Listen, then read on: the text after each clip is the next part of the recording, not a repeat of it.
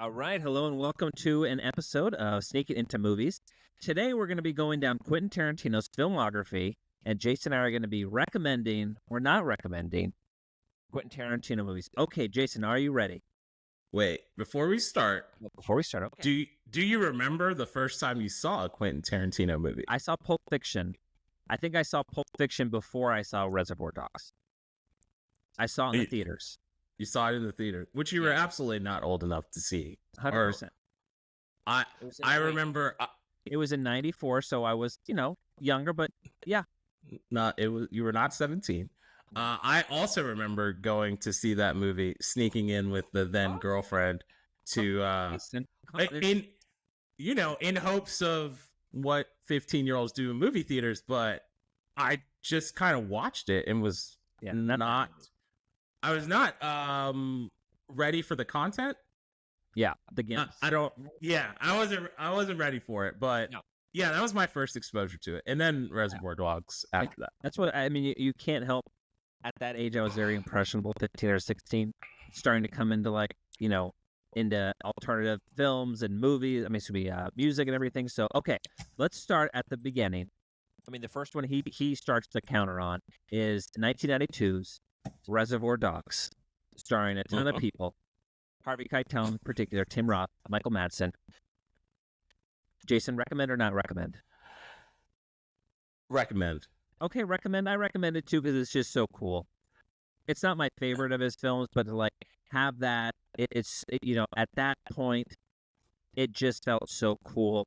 I mean, if you know Tarantino, he references all the great, he loves the 70s in cinema, and it's like Cassavetes and that indie spirit. He was just reincarnated and took that over. So I think that, universally beloved. Reservoir Dogs. Okay, let's move on. We're going to say True Romance is just a writing credit, so he doesn't get, we're not going to count that one. Tony Scott. So, next one, 1994's seminal classic, Pulp Fiction. Jason, recommend or not recommend? 100% recommend. 100%. Yeah, I love it's classic. It's classic. There's gratuitous use of the N-word, which got him in a little bit of trouble. Yeah, a little bit of trouble, but it is just the interweaving of storylines. I'm not gonna. Of course, when I saw it, I wasn't. No, I'm not. You should have seen it by now. When I first saw it, obviously I wasn't too familiar with the directing of movies and timelines. So it was amazing to me to see how all of these stories connected to each other, and even allegedly a bigger Quentin Tarantino universe where all of these movies are kind of set in. Well, I love hearing the stories years later of how people came attached to the film, and of course you love that John Travolta sort of re-energized his. I mean, I remember that in the 90s, seeing the clips and seeing the Entertainment Tonight talk about the coming back of John Travolta here, and then just of course Samuel L. Jackson. We've known him in smaller parts, but that just made him an icon. And it's fantastic. There's so many just funny parts to it. Bruce Willis. I heard these great stories of him reading for different parts, and he wanted different parts and getting that role. So anyway, love that movie. Fantastic. Jason, let me recommend this. When you talk about the storylines interweaving, there's a great film called Rashomon from Kurosawa, where it takes different perspectives of the truth and it kind of puts it in different timelines. You would love that. Okay. Jason, let's move on. Natural Born Killers we're also not going to count, but he wrote that. It's another. Didn't he disclaim that because they changed it so much? From such a deviation from his maybe original story or structure to the film, but I thought it was so wild that I like it just for the wildness of it, and I love all those actors in it. Okay, then we're going to talk about, he did a short film, or actually one of a few shorts called Four Rooms, with his buddy Robert Rodriguez and some other ones. I thought it was perfectly forgettable. Do you ever see Four Rooms? I don't remember which part he did. Yeah. So I'm not going to comment on it, but it was forgettable. Remember Tim Roth cutting the finger off, and that was the best part about it. Okay, we're moving on. This might be his lowest rated movie coming up. It's called From Dusk. Oh, no, I'm sorry. What am I doing? I'm getting all his credits pulled together here. So this is screenwriters From Dusk Till Dawn with his buddy Robert Rodriguez. I think that was a movie. And Salma Hayek, how do you not? And Danny Trejo. No, I mean, yeah, I get all that, but how do you not love Salma Hayek? It's like icon. Okay, we're moving on here. We're skipping. I'm going to skip the writing credits coming up here. Then we got 1997's Pam Grier is Jackie Brown. Jackie Brown was maybe his most maligned. I don't know if it was successful at the box office. What do you think about Jackie Brown? It was just okay. I don't know that I like what I really like is the interaction between Samuel L. Jackson and Robert De Niro's characters. Yeah. And there's a line the Bridget Fonda part, and then just the ending of their friendship, where he's like, "You used to be so beautiful," and that runs in a loop in my head whenever I'm done with somebody. Just like, you're not the same person you used to be. It's been fun. I don't shoot them or anything, but it's been fun. So I don't know that I'd recommend it. I'd pass. The relationship. You know what? I will watch parts of it when it's on. I do like the sort of. I like Samuel L. Jackson in it with his little ponytail in it. The ponytail.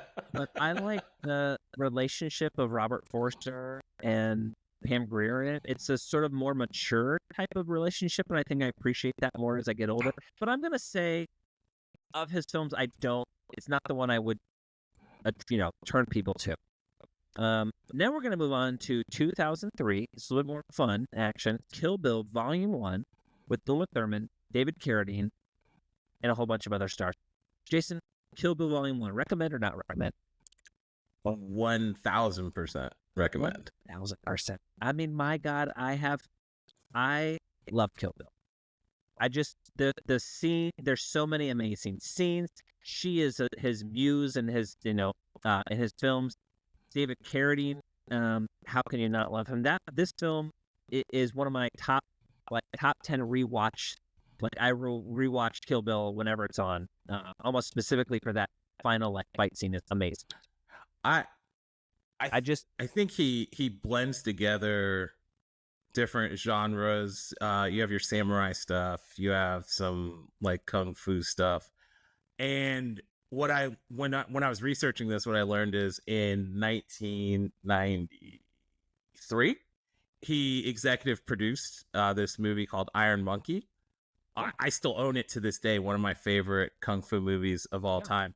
He really is deep into this culture. He loves this culture. He respected the culture. And it's just so well done. And I would say the thing about Tarantino is there's little things that seem like a throwaway at the time. But they end up being memorable. So even just the Pussy Wagon, just that name, it's like, wait, why do I still remember that 20 plus years later? Yes, he's great at kind of putting little mind worms. Well, he's just he is considered, we only have a few in America that are considered just true auteurs, and he is, one of the godfathers, so to speak, of at least modern cinema. I mean, not counting the guys from the 70s. There's a scene in Kill Bill 1, the Hattori Hanzo scene, where she comes in and plays dumb and as the tourist to go get the sword made. And it is one of the most perfectly executed scenes I've seen, because it's such a blend of comedy and there's some tension building to it. And there's just the interplay is so fun, and then how it changes. And one of my favorite things is if you rewatch this again, this is one of my favorite moments is he's asking about a friend. You've come to Okinawa to see a friend. She's like, what's his name? And she says Hattori Hanzo. And in the back, you hear the sake cup drop from him getting the sake when the assistant hears the name. Hattori Hanzo. Just so perfect to me. It's just like this perfectly executed. It's like forgive me, I'm going to recall from one of our first episodes. It's like Thai food has multiple senses in there, like sweet and salty and sour, and when you have them all going at once, that was that scene. Had the comedy and the tension in it. Okay, I'm sorry, I'm going on about that one. I love that one. Kill Bill 2, Jason, came out in 2004. What do you think of that one? Honestly, not memorable. Right? Not memorable. And when I hear later that it's supposed to be a trilogy, it feels like it's the second movie, just kind of placeholding. I'm not going to recommend, because I'll be honest, I really don't remember it that much. There were some good scenes in it. Michael Madsen had a bigger role in this one. I thought was good, and then I thought I just down in Mexico. I just like this. I thought fantastic, but like if you're judging on the rewatchability, it's Kill Bill 1 all the way. So Kill Bill 2, we're gonna both say okay. Then we're gonna move on to a sort of combo he did called Death Proof. Another, like him and his buddy Robert Rodriguez splitting it up. What do you think? Death Proof. Death Proof was the driving one with the girls, right? That is a fact. Yes. I remember seeing this in the movies. I saw it was, we didn't even have to sneak into a second movie, so it was great. It was 2 movies in one. Yes.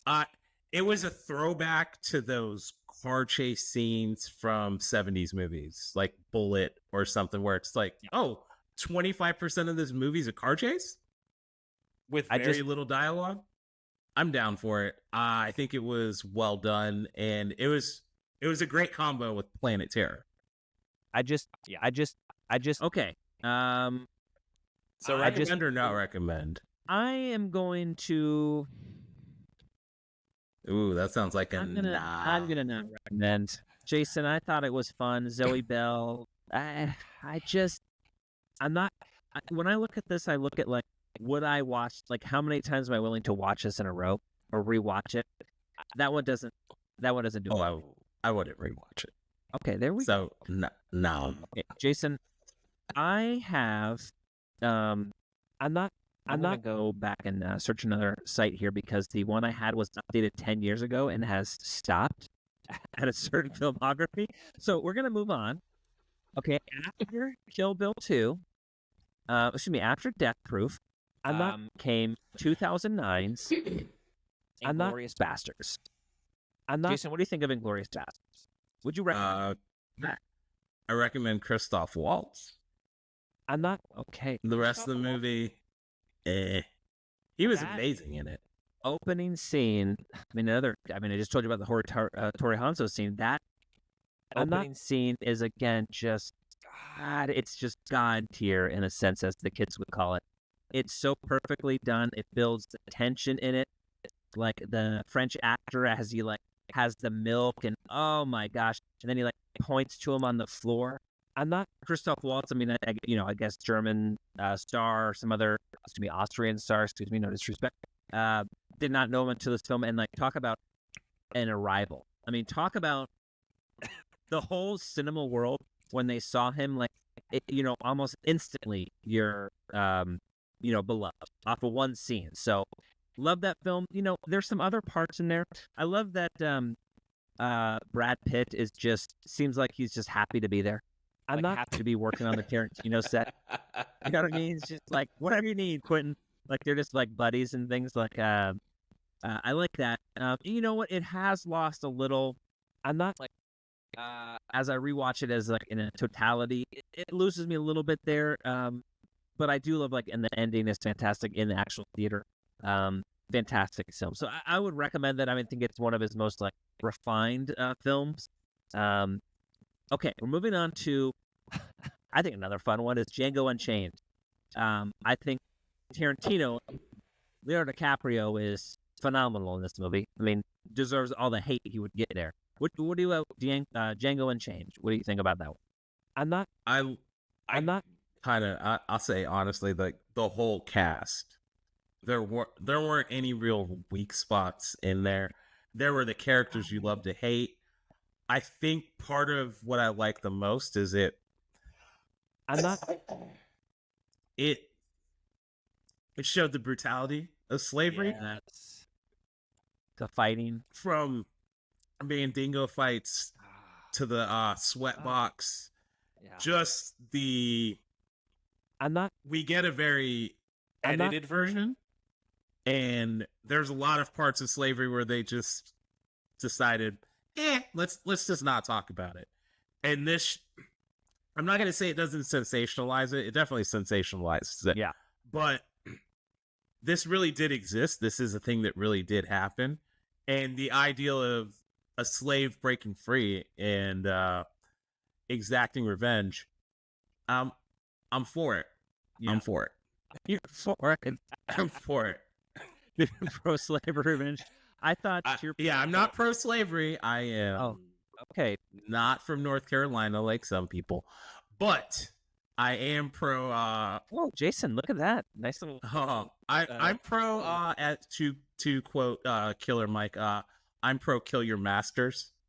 1000% pro kill your masters. I have conflicted. My lineage goes back to the UK, so I'd like to take a pass on some of these atrocities here. I love that film, of course. What I seemingly love the most about Tarantino is his use of comedy in it. And there's just so many funny parts, like with the KKK and the masks is hilarious to me. I love all that. And then I just love I don't know, his just the earnestness of him committing to everything and just the dedication to it. Okay, so Django Unchained. Wait, real quick. Yeah. I saw it in the theater with I believe I went with my little brother. And it was one of those experiences where, we live in a predominantly white place. It's just what it is. So when you go to the movies, it's predominantly white. So it was interesting to kind of, some of those scenes, scan the room a little bit and see, catch them looking at me. No, you can laugh, enjoy yourself. You can laugh. You could go, I really like that Samuel L. Jackson character. It's okay. We're in a movie. But it's always kind of, I think that's what you miss when you're at home watching a movie, because it's whoever you're watching it with, let's be honest, you probably already know how they're going to react to it. So being around other people where you start clapping and you realize, it's just us clapping. It's just us laughing. Nobody else is laughing at this. It's a great movie theater experience. But yeah, 1000% I recommend this also. Yeah. Were some people in the theater saying, Jamie Foxx is so well spoken. He's so articulate. Wow. Now you sound like Joe Biden talking about Obama. My mom would have said he's so articulate. Ooh. I love both in Inglourious Basterds and Django Unchained is the end is so amplified when he's just like blowing people away in the house. Django Unchained, it's just like amplifies it. It makes it like, again, almost comedic. Fantastic movie. Okay, now we're gonna slow it down to like basically one room scene in The Hateful Eight, 2015. The Hateful Eight was not. It was long. I think. Did we see it together, like the extended version? It was quite long. What do you think of The Hateful Eight? Would you recommend? I'm honestly not like a huge Western person. Fair. So although trust me, I love a black cast. I'm a homer. I love a black cast, but I was just kind of like, this is something my dad would like. Wasn't really for me. Great performances. I can't take away from the performances. I can't take away from the storyline. It's just not really a thing that interests me. Okay, there's one thing that did interest me in it. There was a cast full of amazing people, of course. Some of his, people he's worked with forever. Of course, Samuel Jackson. And Walter Goggins. Okay, there's Sean Eden. Okay, there's Stuffin. He is fantastic, and I have sensed like he was one of my absolute favorite character actors. Little Billy Bobby, or excuse me, Baby Billy. Baby Billy, excuse me, I had a little dyslexic. I'm a little Baby Billy. How do you not love Walter Goggins? Amazing actor. So I thought in that, in Hateful Eight, it really like showed up. He really showed up and showed out. Is that the phrase? That is the phrase. I'm tuned in what the kids are saying, Jason, here. I thought he, was excellent in that movie, albeit I don't have a big interest of rewatching it too many times, so I'm not going to recommend that movie. Okay, finally, we're wrapping up with 2019. Has it been 5 years already? Once Upon a Time in Hollywood. Okay, there's a bunch of cast, and very successful. I think his most financially successful film, his most commercially successful, and like I would say accessible film. Would you recommend Once Upon a Time in Hollywood? I would. I think Brad Pitt was excellent. There's a flamethrower in the movie. How can you not recommend the movie? His movies, in the end, we just talked about this. They are so amplified with just like this sense of like, you remember them. That's the point I love about Tarantino is like, you know his style. Everyone is sort of, there was a big run of like derivative Tarantino movies where like the influence was so obvious, but he just earns it from you. In his movies, he just earns it from you. And the endings especially, and the flamethrower, of course, and Brad Pitt with the dog and the acid dip cigarette is fantastic. I thought Leo DiCaprio has that one scene with the little girl, and he cries and like does the bunking bronco. Scene is phenomenal and so touching in there. So I love that movie, and of course we were talking a review earlier. There's with what's her face, Margaret Qualley, who's excellent as well. Okay, so Jason, let's recap here. We like Once Upon a Time in Hollywood. That's a recommend. There's Django Unchained. Recommend. Yes. Okay, there's Inglourious Basterds was a mix. Death Proof was a mix. Kill Bill Volume 2 were both in a pass. Kill Bill Volume 1 is a win. Jackie Brown's a pass, I thought. Pass. And then Pulp Fiction is a recommend, and Reservoir Dogs. So almost all of his films are recommends. I recommend you watch them. Now, is there a movie out of all 10? Which one would you recommend someone, when they're done watching this, what do they need to go watch? I think if you haven't seen Pulp Fiction, you have to see Pulp Fiction. If you have to, like, that's the one to start with, I think. And then after that, honestly, I would probably go with Inglourious Basterds just to sort of show the progress of like indie artists to like really master craftsmen to control that a bigger story like that. I think those show that. What about you, Jason? What would you? I think I would start with Django. Oh, okay. I think it's some of your stronger performances from there. There's got to be an Academy Award winner or 3 in that. I think Christoph Waltz won for that one for sure. Yeah, I mean, and Jamie Foxx has one and DiCaprio has one. So, yes. Not for this, but just how I say, like, if it's like being the president, you always get to keep your title, Oscar winner, even if the budget is $15 million and we shot it over a week and a half. But I would start there just because you're gonna get a lot of you're gonna get the language, you're gonna get the gore, you're gonna get a feel for his style. I would then go back to Pulp Fiction. Okay. Because you get to see the range that he has. Right. But I would rather you just be turned off at first and go, this is just not for me. I don't like this guy. I'd rather you just start there because that's where we progress to. All right. Well, Jason, great recommendations. Hope everyone enjoyed listening to the reviews, or to me, the movies of Quentin Tarantino. I think we should do some other American directors like Paul Thomas Anderson maybe next, or some other ones we can run down. All right. Well, thanks for listening, and see you next episode. There's